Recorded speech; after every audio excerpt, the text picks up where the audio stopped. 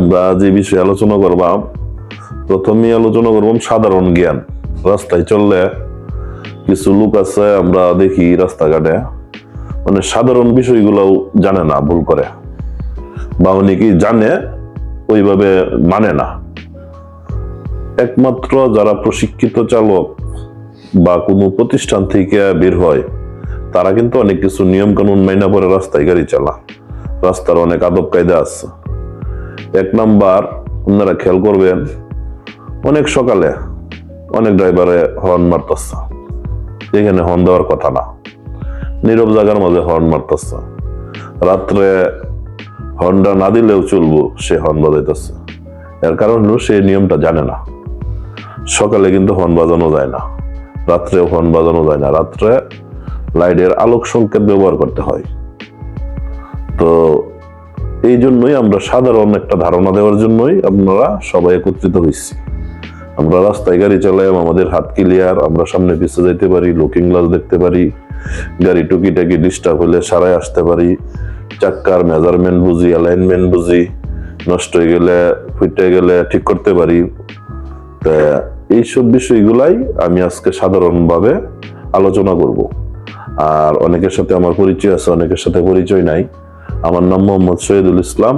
আমি বিআরটিআর অনুমোদিত একজন ড্রাইভিং ইনস্ট্রাক্টর এবং শম্ভুগঞ্জ ড্রাইভিং স্কুলের প্রতিষ্ঠাতা। আমার উদ্দেশ্য হইল সড়ক দুর্ঘটনা কমানোর জন্য একটা নিরাপদ চালক তৈরি করা। খালি গাড়ি চালানো না, কিছু নিয়ম কানুন, আদব কায়দা এবং শিষ্টাচার মানে দক্ষ জনবল তৈরি করা। আলহামদুলিল্লাহ, আমাদের এখান থেকে ইতিমধ্যে 200-400-500 মানুষ বের হয়েছে। অনেকেই গাড়ির পেশার সাথে আছে, অনেকেই সফলভাবে দেশে বা বিদেশে কর্মরত আছে। অনেকেই যখন বলে আমরা ভালো আছি, অনেকেই গাড়ি চালায়া ই করতেছে বা গাড়ি চালায়া জীবনযাপন করতেছে, তখন আমাদেরও ভালো লাগে। আমাদের এখান থেকে একটা লোক যায় যখন ভালো অবস্থানে থাকে, বিদেশে গাড়ি চালা, দেশে টাকা পয়সা পাঠা বা ভালো থাকে, এই কর্মটা করে, তখন আমরা নিজের কাছে সফল মনে হয়।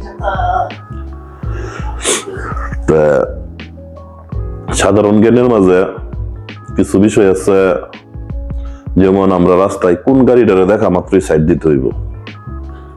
অনেকে আছে একটা অ্যাম্বুলেন্সের সাইরেন বাজতেছে, সে ঠিকই বসে রয়েছে, কোনো চেতবেত নাই। অ্যাম্বুলেন্স, ফায়ার সার্ভিস, জরুরি প্রয়োজনে গাড়ি, এই গাড়িগুলার দেখা মাত্রই একটা চালকের নৈতিক দায়িত্ব কি তারে সাইড দিয়ে দেওয়া। তো এটা তো আজকে আলু না, এটা লাগানি বোঝাইতো না।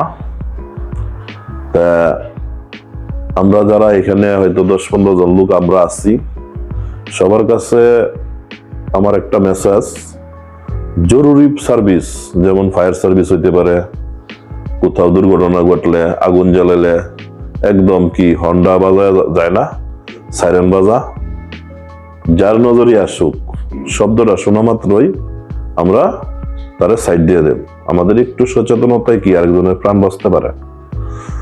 তার মানে কি ফায়ার সার্ভিস, অ্যাম্বুলেন্স, আরেকটা আছে ভিভিআইপি গাড়ি, আর্মি, পুলিশ বা দেশের প্রয়োজনে অনেকেই আছে, পুলিশরা প্রটোকল দিয়ে নিয়ে যায়।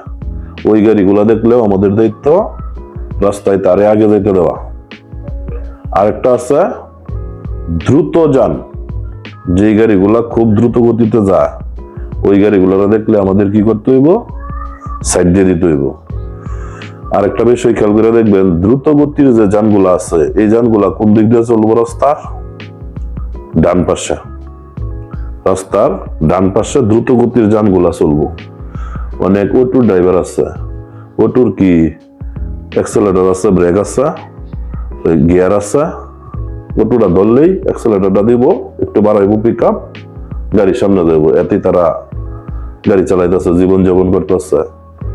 একটা অটো ড্রাইভার তো জানে না যে কোন গাড়িটা দ্রুত গতির গাড়ি, তারে কোন দিক দিয়ে যেতে হবে, সে কিন্তু ডাইন পাশ দিয়ে যেতেছে, সে কিন্তু উল্টা সাইড দিয়ে আসতেছে। কারণ কি, তার জ্ঞানের অভাব আছে। আর আমরা যারা স্কুলের মাধ্যমে প্রশিক্ষণ নিতেছি, তার আর কি করতে হইব, এই নিয়ম কানুন গুলা মাইনা চলতে হইব, বুঝতে হইব।